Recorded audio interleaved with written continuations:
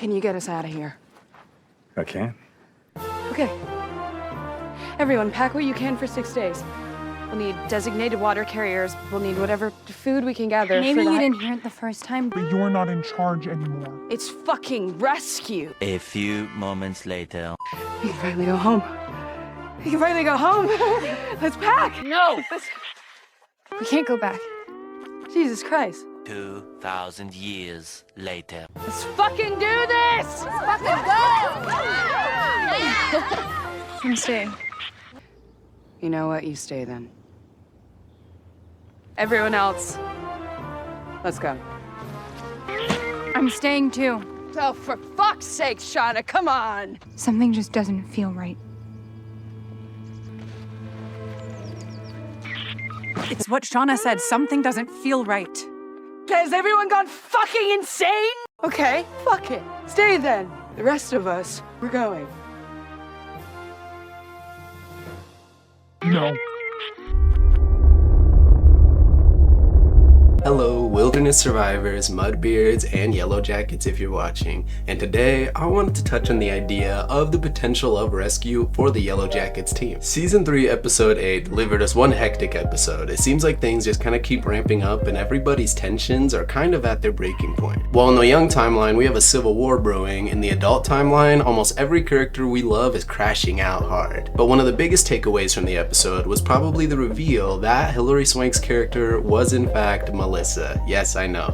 If you've been joining me on the channel, we've had a lot of speculation about who she could be playing, and even though it's been a lot of fun talking about it, I do have some thoughts and feelings about just how her character was introduced. So let's go ahead and get into it, but before I touch on that dynamic, let's go ahead and figure out what was going on the rest of the episode. See, once the girls were able to find Cody, Akilah, and Travis, they reached a point of conflict where they had to decide whether or not it was worth it to be rescued. Obviously, a majority of them at first were very excited about the idea, and were very much looking forward to the prospect of escape. However, we can see as the episode goes on that some of the girls are having some hesitations about leaving. But while some girls are hesitating, some girls can't stop imagining and daydreaming about what it's going to be like back in the regular world. And while that segment really did trip me out when it first started playing, I thought maybe the girls were finally full on losing it, it did just seem more indicative of what the girls' desires were. Which brings me to the fact that Akilah's vision or hallucination came full circle for her character. In season 1, her character wasn't given much narrative, but she did have small little moments here and there that clued us into what kind of person she would be throughout the story. And while I do have a video that will be breaking down her character more, I do find it interesting how the hallucinations between alive and dead animals come back into play for her this episode. And usually, unlike the other hallucinations, these ones are very important to the plot. They also gave us another background conversation to appreciate between Jen and Melissa. See, while everyone's getting ready to go look for Cody and Travis and Akilah, Jen and Melissa are debating on actually going out and hunting with the girls. You stay here.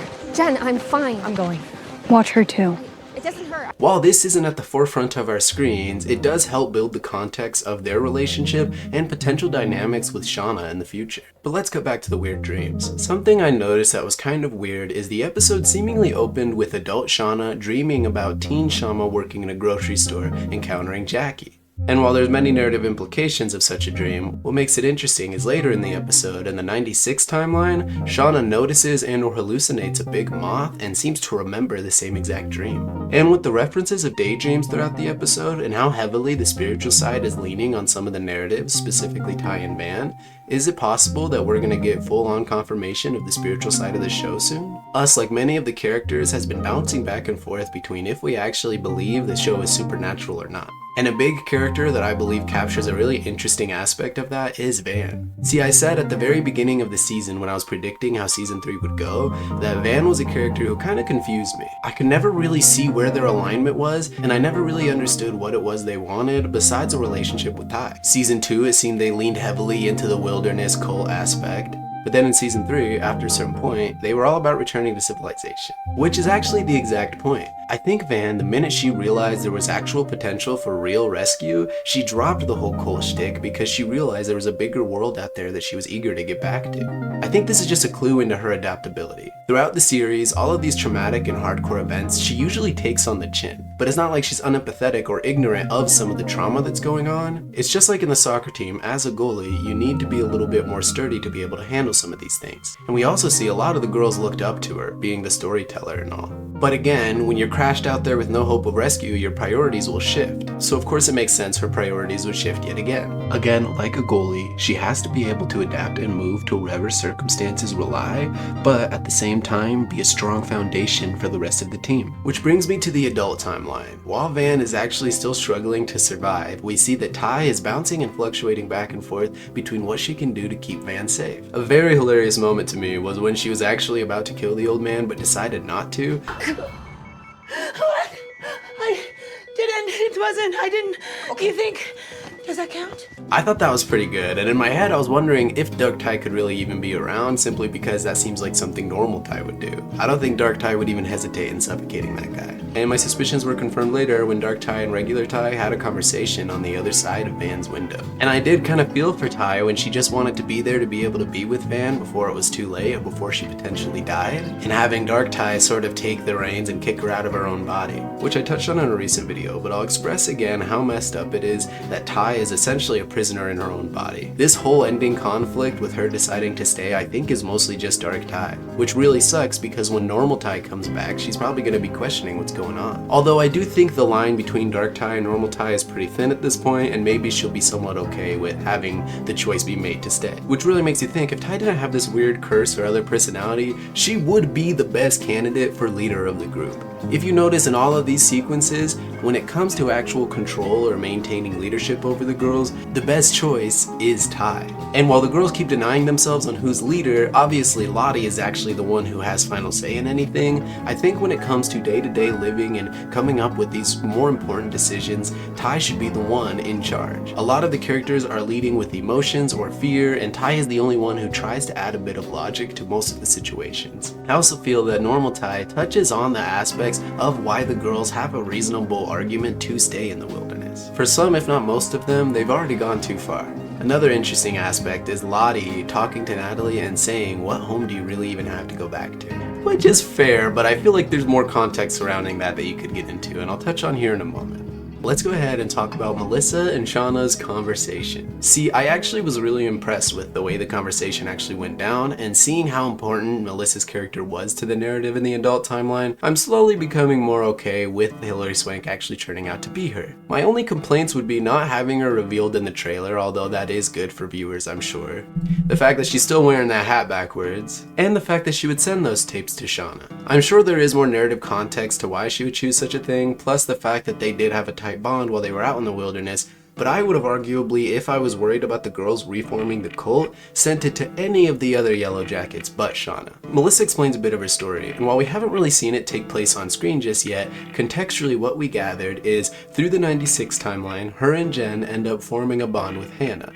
Throughout this bond, at some point, Hannah begs Melissa to find the tape recording she made and give it to her teen pregnancy. And as they bond, Hannah begs Melissa to go ahead and find the tapes that she recorded for her kid she left behind. Side note, that sounds like a request someone would make right before they're chased into a pit. Anyways, it is confirmed that she ended up being one of the survivors that made it back with the rest of the girls. But upon coming back, she said she didn't really feel like she was one of them anymore. And while the girls keep hinting at something they did when they got back, I'm wondering if this ties into why Melissa would have faked her death and changed her name. Anyways, at some point she ended up finding Hannah's daughter and attempted to give those tapes to her, but she just couldn't bring herself to do it. And while this could be seen as a selfish choice, she argued with herself that it was mainly to save herself from the trauma. And through their conversations, eventually they formed a bond strong enough that they fell in love. They ended up getting married, they had a kid, all while Melissa was lying to herself about how chaotic and crazy she really was out there in the wilderness. Sound similar to anybody we know? Anyways, at some point the events of season 2 had come to Melissa's attention, and from her perspective, the girls had joined Lottie at her compound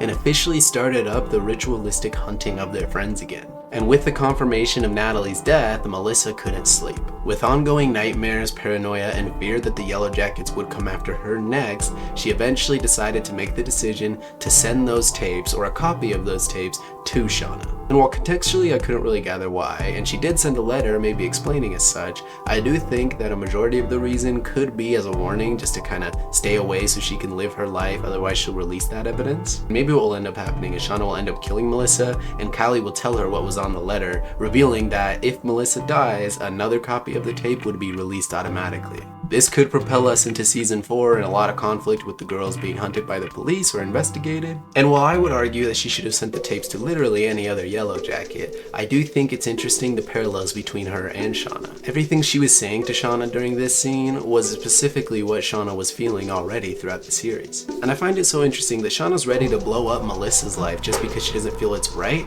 but she herself was attempting to do the same exact thing. And while Melissa tries to convince Shauna she just wants a normal life, it brings us to one of the most badass parallels I've seen within the series. I know it doesn't matter to you, Shauna, but I have a good life with a wife and a kid that love me.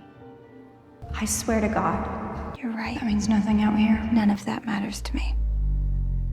So Melissa is reasonably cautious with Shauna being there. She's obviously insane. This woman literally pulled up to their house with the intention of murder or a strict conversation with the cover of night and only a knife as a weapon, but decided to sleep it off and wait till broad daylight to attack these people. She's obviously unhinged and absolutely insane. And if that concept slipped by your mind, her actions this episode should prove as such. Because when Melissa attempts to get the knife away from Shauna, bites a lot over here, tries to take a piece. And if you notice, the prosthetics switch between what was shown in the trailer and what was shown in the actual episode. That being said, the scene was still brutal to watch. And I said it before and I'll say it again, I'm all for the villain arc of Shauna. I'm so glad she's leaning into this role and I'm excited to see what she's gonna do next. And I'll also put some respect on Jeff's name, who ended up standing up for himself a little bit and tackling his own anxieties, as well as admitting to himself and others that Shauna is pretty much unhinged, but also not necessarily throwing her under the bus. See, I feel when you have someone that's toxic and that damaging to your life, but deciding to stick with them, it is healthy at least to acknowledge who they are and what they're doing as a person. And Jeff was real in delivering one of my favorite lines of the entire series. Haven't you ever fallen in love with an unhinged woman? Or has every woman you ever been with been fucking boring? That brings me to my final bit, my thoughts and predictions for how this ending conflict in the 96 timeline will actually play out. I do think that potentially the triad could convince some of the girls to stay. So here's my theory on who will want to stay and who will want to leave by the end of this season. Shauna, Ty, and Lottie will obviously want to stay. Nat, Robin, and Travis will obviously want to leave. All three being very vocal about wanting to get out of there. And I do want to rope Mari into that as well. I can't see her wanting to stay unless she's kind of peer pressured into it, but considering a majority want to leave, I think she's ready to. As well as the fact that she finds it kind of funny that some of the girls even want to stay in the first place. And same goes with Jen. You can see that Jen herself is ready to leave, even getting angry that some of the girls are actually wanting to stay. That brings me to some characters that I think will potentially choose that they'd rather remain behind. First off, Misty. I think she is someone who's not only smart enough to realize the dangers and threats of actually returning with all these potential witnesses, but I think she also likes the lack of societal rules and the appreciation she gets from the Yellowjackets. Out here, she's a key member of the society, even if she is still on the lower spectrum of the totem pole. And then we have Akila, sweet Akila. Akila is someone who I could see potentially choosing to stay or wanting to stay simply because of the wildlife out there and her connection to the wilderness, but it does beg the question, this girl's got family at home, we've heard you talk about them, so I don't know, she could decide to stay or she could want to see her family, that's either or. A couple of other characters that I think really want to leave but potentially will stay simply because of their connection to other characters is one, Melissa. I could see her getting pressured by Shauna into choosing to stay and eventually submitting. And then two, Van. Van is someone who the minute rescue was even an option was ready to go, and now that Ty is choosing to stay, you can tell she's frustrated. But I could see Van potentially choosing to stay behind, if not just to stay with Ty, because Ty really is Van's whole world. Brit's own character I'm kind of unsure of. We haven't really gotten too many lines or narratives, so I don't really know if they're leaning more towards wanting to leave or really enjoying the wilderness. Either way, I think the outcome could either be one of two things. Either the girls have a conversation and Shauna ends up just losing it and killing Kodiak, therefore ruining any chances the girls have of escaping, or the girls split up into groups and the ones who decide to try to leave end up getting betrayed by Kodiak, and maybe he ends up even taking some of them down, and then they end up submitting themselves to the fact of staying in the wilderness, truly giving up hope on the idea of ever returning home. But I want to know what you guys think. Do you think the Civil War will play out well? Should they leave or should they not? We all know how the adult timeline has played out with them, so is there better reasons to actually stay in the wilderness and grow up there? I'm not sure, but I'm looking forward to finding out. Either way, appreciate the support. To my members, you keep the ship afloat. To those who like, share, and subscribe, you help get my name out there, and I just appreciate all the feedback. Either way, just remember, Shauna's not herself when her hungry, but that doesn't mean you gotta give her a piece.